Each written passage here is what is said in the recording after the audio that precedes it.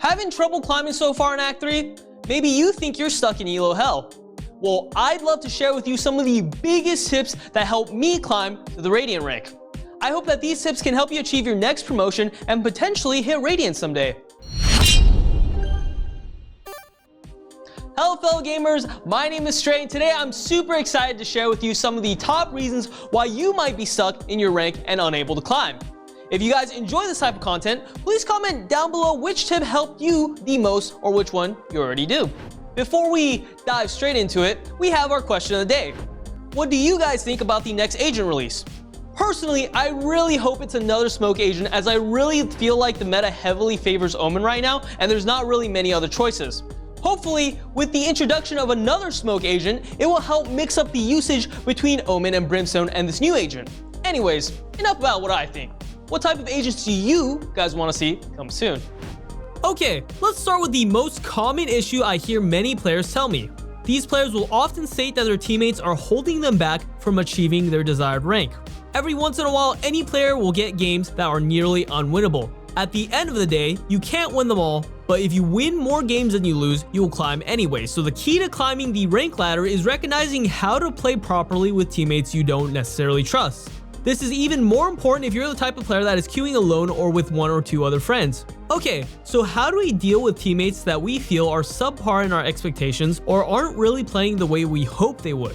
Well, this is where baiting comes into play. A bad habit I see many players do is make plays alone without the help of any teammates, or they follow their teammates but won't use them properly as bait.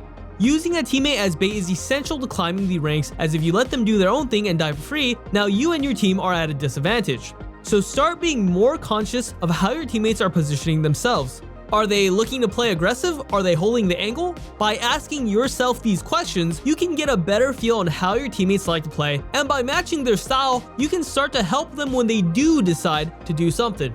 As long as you are there to help, you greatly increase the chance of them living, and most importantly, open up the opportunity to trade. The fastest way to lose rounds and lose games is by not understanding this fundamental concept. So make sure you're actively paying attention to this and learning how to better position yourself to help those. Ask yourself this: if my teammate dies or died, could I have positioned better or closer to potentially trade his death? Regardless if you're playing on the defending or attacking side, learning how to mix up early aggression on different portions of the map is very important. The easiest way to help your team secure crucial rounds is by helping your team secure map control to alleviate pressure. Oftentimes, I see many players play overly passive on the defender side, or on the flip side, only play aggressive as a full 5-man squad on the attacker side. This is a big issue as you put yourself in predictable scenarios where you allow your enemy to dictate the pace of the round.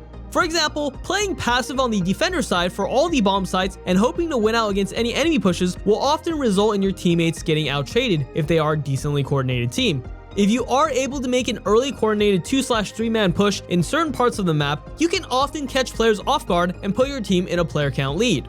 Without these sorts of mix-ups, the enemy will not be afraid of full 5-man pushing sites, and it's not likely that 1 or 2 defenders on site can successfully halt a full team push without losing more players. If you feel like you often find yourself taking 2v4 or 2v3 retakes, look to make more proactive pushes with other teammates either early in the round or in the middle of the round.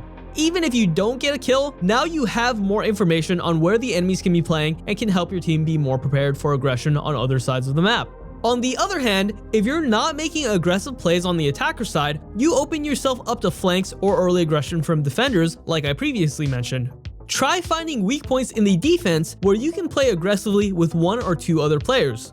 The key is not to put all your marbles in one basket. If you show all your players early, the enemy team can now position better around that by either stacking or flanking. For tip 3, this is a fairly general tip that really plays upon that previous tip about pushing earlier for map control. Many newer or less experienced players will default to playing the reactionary type, which means that you're typically waiting for either the enemy or your teammate to do something before they decide how to react upon the situation. Although this is a great way to play in certain situations, if you can start proactively making plays around your utility or your teammates, you will be able to dictate the pace of the round. It also helps you grow as a player as you're the one making decisions and now can better use them to grow. It's okay to be afraid of making the wrong play, but the important thing here to take away is that it's a learning process. On the other hand, if you only play reactionary, you open yourself to the plethora of different player play styles, which is harder to always make the right play around.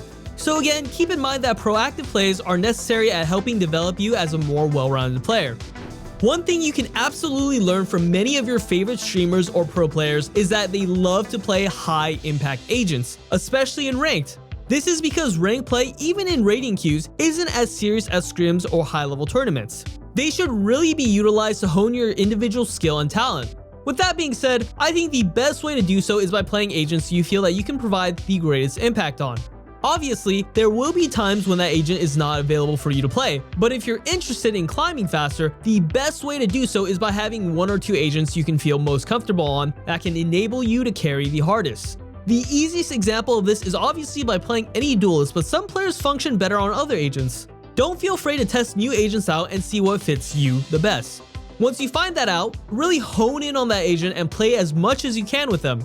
If you're still not sure after this, I'd suggest looking to play agents like Reyna, Jett, Raze, Omen, and Sova. These 5 agents are the one I see typically bring the most to each game and can really swing the tide of rounds and outcomes of games. Jump spotting is one of the most important mechanics that I see many lower ranked players lack. It's not an overly difficult mechanic to do, but it's a very important aspect of the current meta. Let's start with why it's so useful.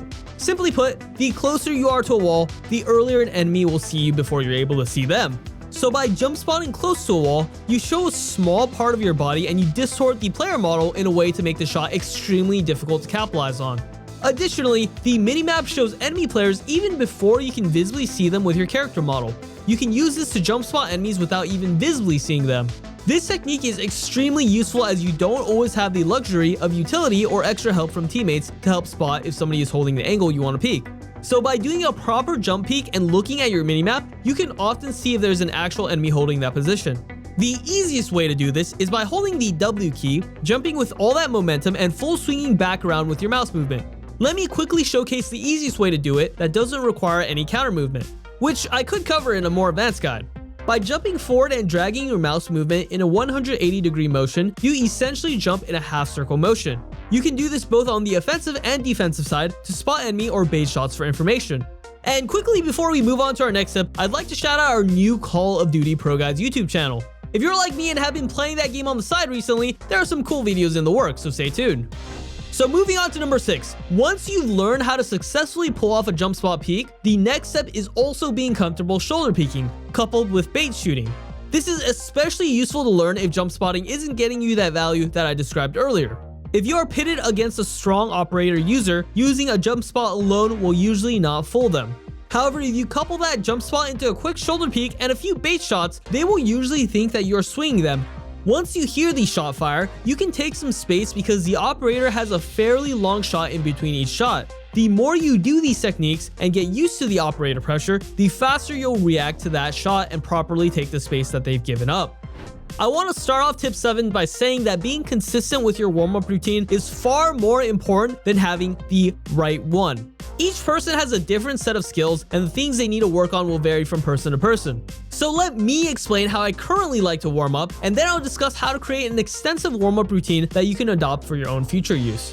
Copying mine will be just fine, but being able to recognize and mold your own routine to fit you will net you better results. Okay, let's jump straight into the routine. First, I like to start simple with still standing practice spots. I like to work on a little bit of burst strafing. I do this at long, medium, and close range. Afterwards, I move on to hard bots and try to hit 20 to 23 before I stop this portion. Lastly, I like to leave the practice range and play at least 3 death matches before I play my first rank game. Although this is my personal routine as of now, it's important you have something that fits you as well.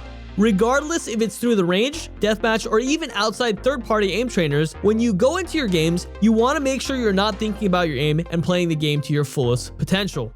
And last but not least, for tip number 8, the best way to get better at this game is by playing the game as much as you can. Well, duh. I know this sounds a bit cliche, but it's true. In the end of the day, by playing Valorant, learning from your mistakes and implementing new techniques that you've been taught or learned is the only way to improve. But for this last tip, I want to talk about the problem of burnout that can stop you from reaching the rank you deserve. It is just as imperative to play the game as it is to take breaks when you're feeling mentally out of it. This is the easiest way to make sure you are not performing at your peak level. If you're not enjoying the game, it's always best to take some time off playing. I see far too many players continue to queue ranked when they aren't playing up to par and will end up throwing away their games.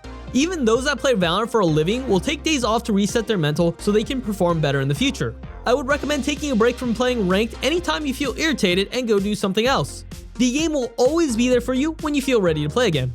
Trust me, the fastest way to climb is by taking breaks when you're tilted or tired. The tips I covered in today's video are recurring habits or techniques that I feel have consistently helped me improve and eventually hit Radiant. They won't make you an overnight god at the game, but I hope that you can learn from these tips, which can help you mold into a much stronger player. And that's all we have for this video. If you enjoyed this video, please like, comment, and subscribe. To keep up to date with these types of concepts, make sure you hit the bell notification button, which ensures that you stay up to date with our videos and ahead of the competition.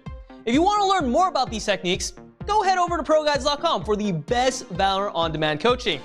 Our coaches are awesome, and we really hope that you check them out if you enjoy this video. They will help you with any of your individual Valorant needs and can bring you to the next level. And if that's not your speed, make sure to check out our Discord. We have a great community where you can chat, hang out, and possibly find friends to play with. Stay tuned for our future videos and keep up the grind, gamers.